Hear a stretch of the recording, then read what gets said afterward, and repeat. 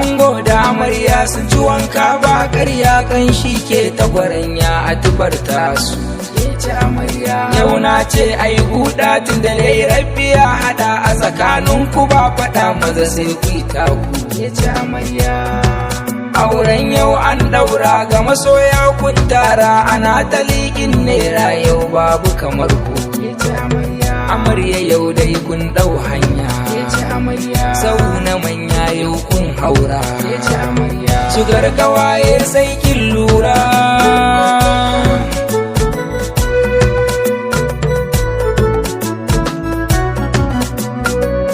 Tafi kije ke ce amarya,